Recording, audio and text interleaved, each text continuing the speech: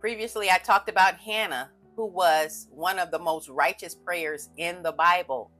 Hannah was a barren woman, but she depended on Yah, and Yah blessed her tremendously.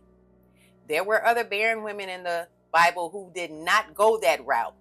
They went in a route where they decided to take things into their own hands, and things ended up not ending so well for them. One of these barren women was Sarah. She was renamed Sarah by Yah from Sarai because she was going to be the mother of many nations. So in Genesis chapter 16, starting with verse 1, we find that Sarai, Abram's wife, had borne him no children, but she had an Egyptian slave named Hagar. So she said to Abram, "The Lord has kept me from having children. Go sleep with my slave. Perhaps I can build a family with her." So instead of her falling on her knees and being a righteous prayer, she decided that she would give her handmaid to a husband to sleep with and bear children, because she thought maybe she was too old and she was making decisions for Yah. Instead of her going to Yah on her knees praying, asking Yah to have favor upon her, she decided to work it her way. And watch what happens because of this decision. So to get a more thorough view on this story, I'm going to go to the book of Jasher, and I'm using the Sefer Bible, so some of the words will be in Hebrew. So this is going to be chapter 16, starting with verse 28, and it says, "And Abram hearkened to the voice of his woman Sarai, and he took his handmaid Hagar, and Abram came to her, and she conceived. And when Hagar saw that she had conceived, she rejoiced greatly, and her mistress was despised in her eyes. And she said within herself, This can only be that I am better before Yah than Sarai my mistress. For all the days that my mistress has been with my Lord, she did not conceive, but me, Yahuwah, has caused in so short a time to conceive by him." So as we see, Hagar got indignant. She got puffed up with pride because she was able to get pregnant within a short amount of time. And Sarai had been with Abram for a long time and couldn't conceive. She was barren.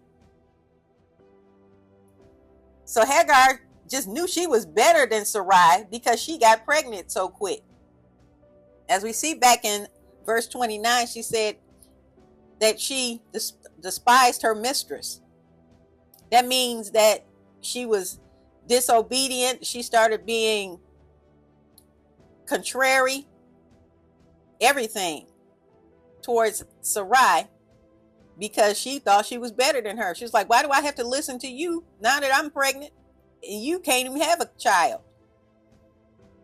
So this information is in Genesis, but the additional information that we did not get in Genesis is the fact that she conceived so quick.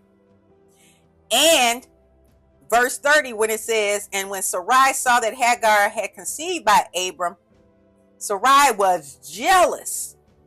She was jealous of her handmaid, and Sarai said within herself, "This is surely nothing else but that she must be better than I am."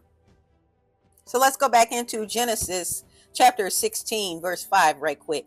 Then it says, "Sarai said to Abram, you are responsible for the wrongs I am suffering. I put my slave in your arms, and now that she knows she's pregnant, she despises me. May the Lord judge between you and me." Now let's go back to Jasher chapter 16. Now this is verse 31. It says, "And Sarai said to Abram, my wrong be upon you.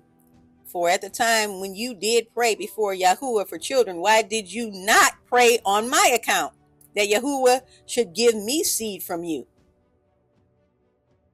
So we know that Abraham had a direct line to Yah. So this is what she's referring to. But instead of her even doing that before this whole fiasco, she took it into her own hands and decided to give him her handmaid. Instead of her saying all of this stuff that she's talking about right now, "Why didn't you go to Yah and pray on my behalf for children. You wait till after the fact and do this. And you're putting the total blame on Abraham, when it was your idea to do it. He just went along with your plan. I don't agree with him being so soft and going along with it, but it was her plan. And now she calls herself putting a curse on Abraham by saying in verse 32, the end of it says, may Yahuwah judge between me and you for what you have done to me. So we know that Abraham had a direct line to Yah, and he was a rare jewel. So that curse would not stick on him. But it was just the audacity of her coming up with this plan and sitting up there blaming him for the results. So now we see what happens when we take things into our own hands instead of depending on Yah. So instead of her going to Yah on her knees, praying and saying, if you give me a child, I will give him back to you, like what Hannah did, or even going to the direct line, which was Abraham, and saying, go on account of me and ask Yah to give me children. She didn't do either one. She took everything into her own hands, and that's how we got this big fiasco. This isn't even a half of what happened. Stay tuned to part 2.